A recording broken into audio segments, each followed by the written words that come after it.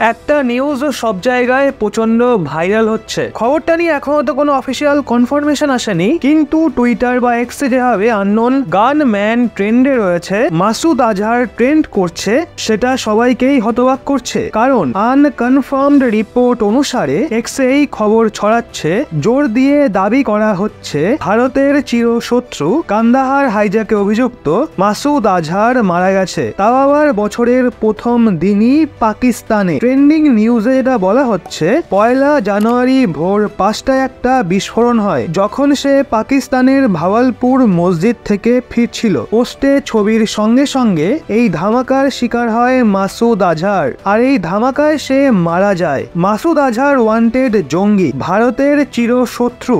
এই জঙ্গি লাগাতার ভারতে হামলা করার জন্য পাকিস্তানে বসে ষড়যন্ত্র করত। পাকিস্তানি জঙ্গি মাসুদ আজহারের মারা যাওয়ার খবর এমন সময়ে বেরিয়ে এসছে, ভারতের একের পর এক মোস্ট ওয়ান্টেড জঙ্গি মারা যাওয়ার খবর সামনে আসছিল। রিসেন্টলি সোশ্যাল মিডিয়াতে আরো এক মোস্ট ওয়ান্টেড আন্ডারওয়ার্ল্ড ডন দাউদ ইব্রাহিমের মৃত্যুর খবরও সামনে আসে, কিন্তু সেই খবরটাও ভুয়ো বেরোয়। এই খবরটারও কোনো কনফার্মেশন তখন আসেনি। মাসুদ আজহার 2001 সালে সংসদ হামলা রিলেটেড মামলার জন্য ভারতে ওয়ান্টেড ঘোষিত। তার উপর 5ই জুলাই 2005 সালে অযোধ্যায় রাম জন্মভূমিকে নিশানা বানানো, 14ই ফেব্রুয়ারি 2019-এ সিআরপিএফ জওয়ানদের ওপর কুখ্যাত পুলওয়ামা হামলা সহ আরো অনেক জঙ্গি ঘটনার জন্য অভিযুক্ত। এছাড়া তার ওপর ভারতীয় বাণিজ্য দূতাবাসে হামলার ষড়যন্ত্রের অভিযোগ রয়েছে। বলা হয় মাসুদ আজহারের আল কায়দা প্রমুখ ওসামা বিন লাদেন এবং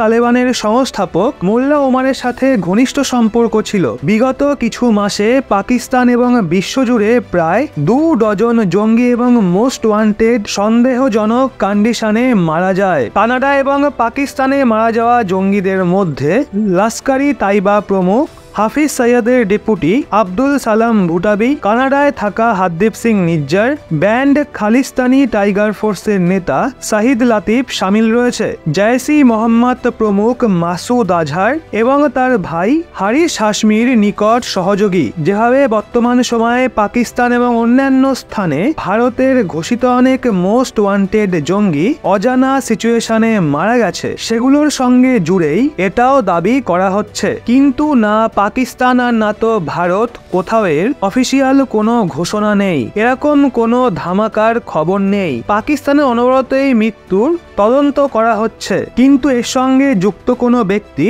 এখনো গ্রেপ্তার হয়নি। পাকিস্তান প্রোপাগান্ডা স্বরূপ এই ধরনের কথাবার্তা বলে থাকে, যাতে সে ভারতকে নিচে নামাতে পারে, কিন্তু সত্যতা সবাই জানে যে এই সমস্ত কর্মকাণ্ড পাকিস্তানেরই। যখন এই জঙ্গিরা তার উপর বোঝা হয়ে গেছে, তখন তারা এক এক করে তাদের সবাইকে ছেড়ে ফেলছে। কিন্তু যেইভাবে 1 জানুয়ারিতেই মাসুদ আজহারের মারা যাওয়ার খবর আসে, সেটা ভারতের সোশ্যাল মিডিয়াতে মারাত্মক ভাইরাল হয়ে যায়, কিন্তু এই খবরটার কোনো অফিসিয়াল কনফার্মেশন আসেনি। তবে বন্ধুরা, এই খবর সম্বন্ধে আপনাদের কি মনে হয়? এই খবরটা কি সত্যি নাকি ভুয়ো?